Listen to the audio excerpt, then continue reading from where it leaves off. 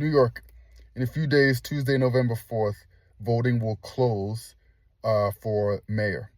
Now, this is an important race, but not for like the practical reasons this is important. I want to start by saying the mayor's job is merely to administer the laws and rules made by the legislative branch in New York, which is the city council. We have 51 members covering all 5 boroughs. We have 51 members. In District 12 in the Bronx, where I'm from, our city council member is Kevin Riley. Shout out to Kevin Riley. He's our he's our councilman. So he goes downtown, and they sit and they make laws, and they try to figure out what's good for the city, and they implement these laws. And once these laws pass, the mayor then enforces those laws that pass. For example, you get a $500 parking ticket.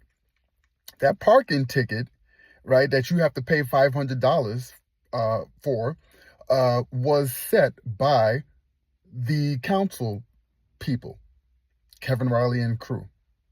No hate, Kevin, you're doing great, right? It's not set by the mayor. The mayor is just the person that sends folks out to write you the ticket and to collect the ticket money, I should say. So they just collect the ticket money, but the price is set by the council. Like when jaywalking in New York was, not enforced anymore, that was the council people that was doing that. That was our councilmen and women that eliminated the jaywalking fine. So now the mayor can't send police to give you a ticket for jaywalking. Why? Because it's no longer breaking the law. It's the council has decided that they were going to remove that law, right? So that's that. There it is. When you're looking for change, right? When you're looking for things to change in New York City, you're looking to talk to your councilman, right? Kevin Riley, District 12. We're talking about Co-op City, Edenwald, Baychester, Gun Hill Road, Williamsbridge, the whole, Jamaican area of the Bronx, right? That's Kevin Riley. That's his job. He represents us in the council, right? And when we want laws changed, we talk to him. That's how it works. So why are we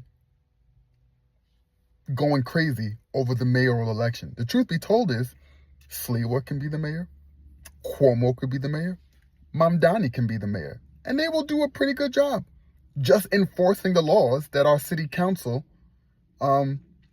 legislate or write or create. They're the rule makers. They're the lawmakers. A bigger question is, why in the world do folks in, Cheyenne, Wyoming, care about who the mayor is of New York City? Why do they care? Why in the world do the folks in Cheyenne, Wyoming care about who is cleaning up the streets in New York? Who is making the parks beautiful in New York? Who is giving us tickets that our legislative branch in New York, our councilmen, write? Why do they care? Why do people in Texas? Why is this news? Why is this on Fox News? Why is this on CNN? Why is it on MSNBC? Why is it on BBC? Why is the mayor of New York City, that election, on all of these national news networks? They shouldn't really be businessing with what our business is at home here in New York. So this is why this election is so important, because it stretches to a deeper purpose. And in order for me to explain this purpose, I have to go back to the founding of this country. Let's call it, 1776. For argument's sake, today, let's just say it's 1776 with the Declaration of Independence. The colonists go, hey, we don't want to be a part of Britain anymore, and so we are declaring our independence and declaring our freedom. We're going to become the United States of America. Let's say that that's where we start.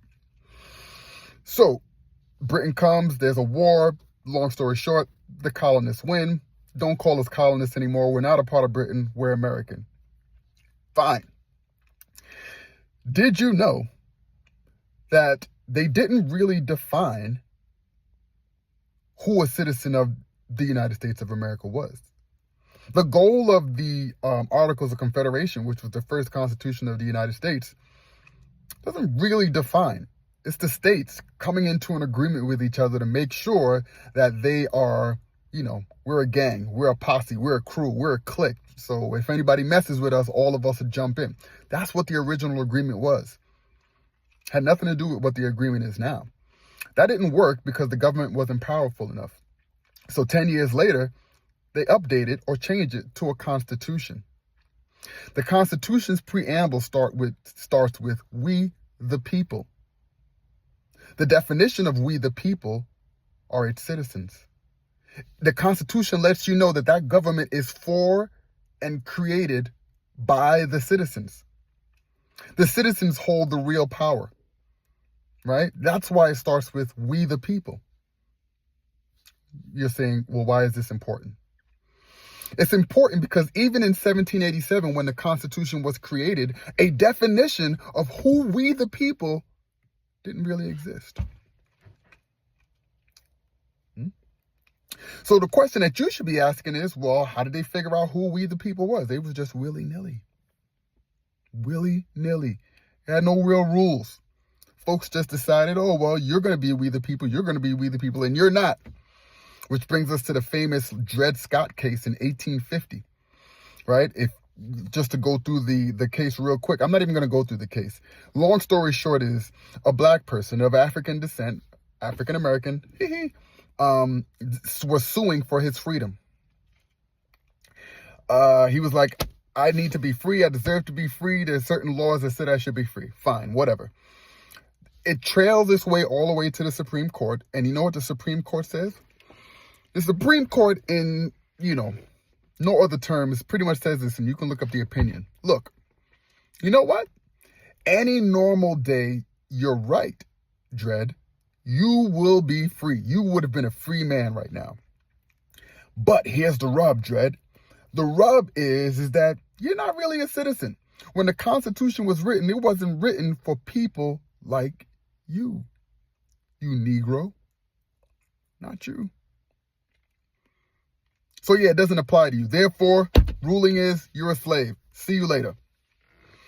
You see, the Constitution has protections for we the people. If you look at the preamble, the preamble says we the people, form this government to ensure tranquility, the general welfare, peace and security, for ourselves and our posterior. But for who's? For who? For we the people. And that judge in 1850, whatever, decided that, yeah, black Africans aren't we the people. You aren't citizens. And he just decided on his own. Why? Because there was no definition of who we the people was. Only until about 1865, 80 years after the formation of this country, did laws come about to define who is a citizen. And it comes in the 14th Amendment. The 14th Amendment says, if you were born here or you went through the naturalization process, you are a citizen. That's why some of us, know that we're citizens. I mean, I used to ask my students, are you a citizen? And, some of them will be like, nah, I'm not a citizen, or yeah, I'm a citizen. When the folks that say, yeah, I'm a citizen, I ask, well, how do you know? I don't know, I just am. My mama told me, right? And then some students, the ones that are a little savvy, a little intimate, are like, because I was born here, right? But you know what? Back in 1776, all the way to 1865, for those 80 years, it didn't matter if you were born here, right? That's not what declared people citizens. So you may ask, well, what the heck does this have to do with the mayor race in New York?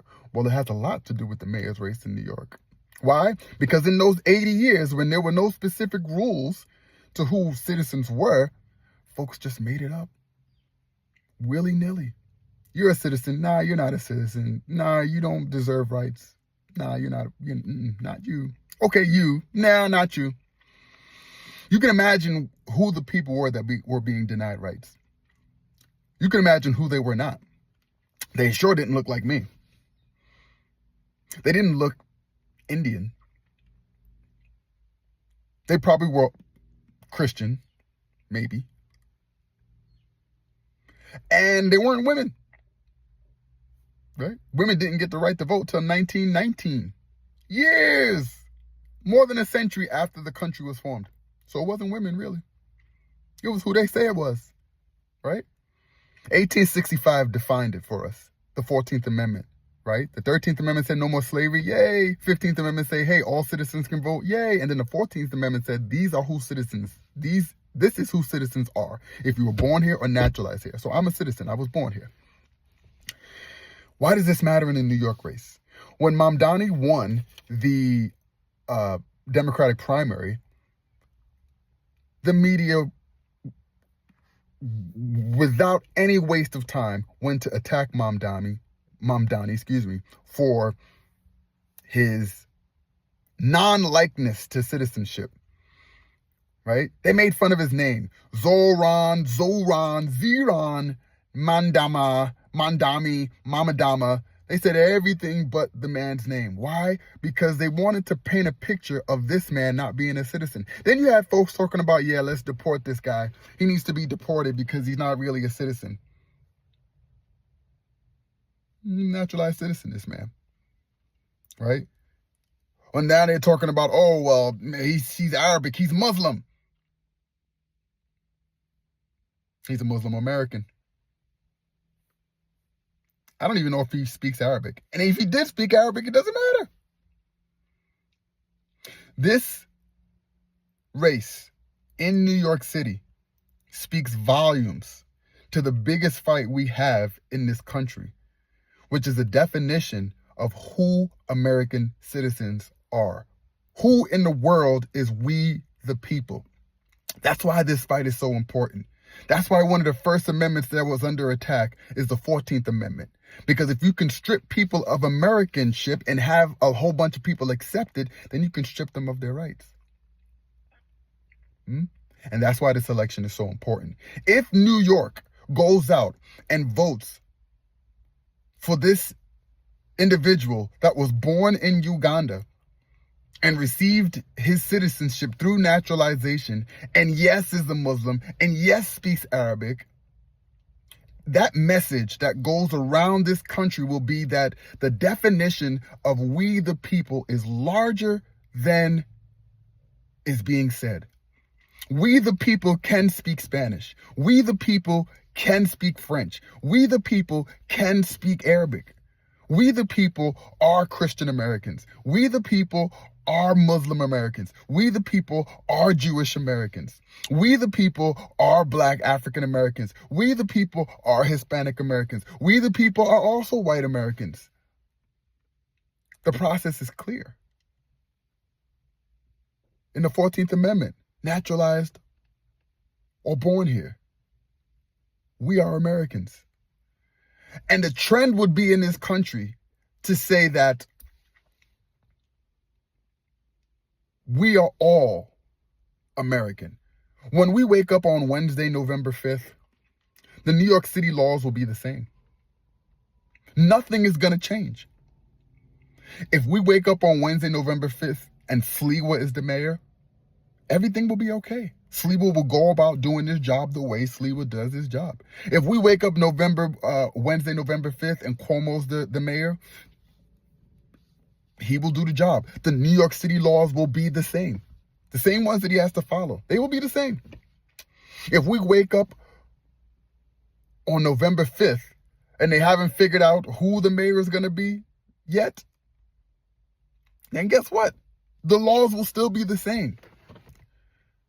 But if we wake up and we have a mayor-elect, Mamdani, an individual whose name is Zoran Mamdani, an individual who is a naturalized citizen who comes from Uganda, an individual who speaks Arabic, an individual that is a Muslim American, then it will speak volume. Not only will the New York City laws be the same, not only will Mamdani go ahead and do the job, but the volume will be so loud and it will scream to the mountaintops that the definition of citizen and who is a citizen is wildly different than the media wants to portray. And that includes me, this Black American, that includes that Muslim American, that includes white Americans, that includes Christian Americans, Jewish Americans, Hispanic Americans, Catholic Americans.